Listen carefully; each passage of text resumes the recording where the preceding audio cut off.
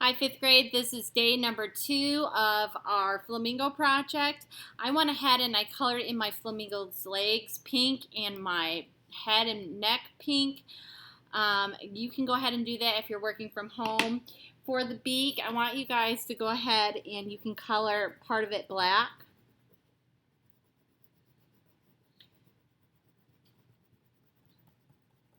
All right, now if you guys remember last time, we also worked on leaves. We're going to do a couple things today. We are going to color our leaves in a little bit. So you need a third piece of paper, I should say. We're going to work on the feathers. We're going to color in the value of the feathers, and then I'll also show you how to do the leaves. And then what we'll do is day number 3, we'll kind of put everything together and add our own personal touch. So on your next piece of paper, you're going to make almost what look like leaves or raindrops, and I want you to draw them large. I want you to draw, let's see, let's try to draw at least 5. If we don't use all 5, we don't use all 5. These are going to be the feathers for our flamingo. So remember when we drew our flamingo, it looked kind of strange. Okay, so, and it doesn't really matter which way they go. They're going to be pointing down later on, so I'm going to leave mine like this for you guys to see. Okay, so for this, we're going to have some fun. We're going to use pinks, oranges, and if you want, you can even use a little bit of red. But we're going to show value in the feathers. So remember, value is how dark or light a color is. So I want you to start off, maybe some of your feathers are really dark pink, and there's a couple ways you can do that. You could start off with one color pink, and then on top of it, obviously you're going to have to do this with crayons or colored pencil. On top of it, you could add another color pink, and then remember, if you add black to a color, it makes it look darker.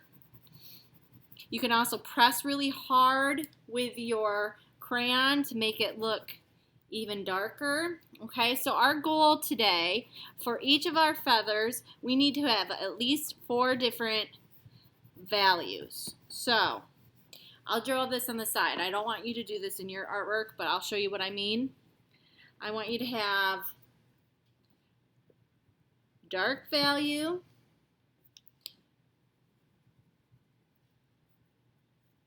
medium value, a lighter value, and then a very light. So dark, medium, light, and very light. So your feathers need to all show this, and you can show that. You can either do one all really dark, or you can kind of do a value scale, which is you could kind of like make it look like shading. So I have this really dark, and maybe in the middle it'll be medium. But all those values need to be shown in your feathers. So you're gonna do this with your feathers today, and then next time I see you guys, I'll show you how we're going to color in your leaves, cut everything out, and glue them. Okay, so do this with your feathers, and they're not going to really look like feathers until we attach them, so now maybe this one will be a very light value. All right, so this is how artists use shading. Right, so value essentially is kind of shading. Right, so mess around with the shading. This one will be a light one, and then maybe this one will be medium one. So I won't add any black to this one. I'm going to make these scribbly looking lines that'll be for the texture on the feathers. Alright, so that's what we're doing for video number 2. We're working on our feathers. So next week we can start attaching them to our artwork. All right, bye friends.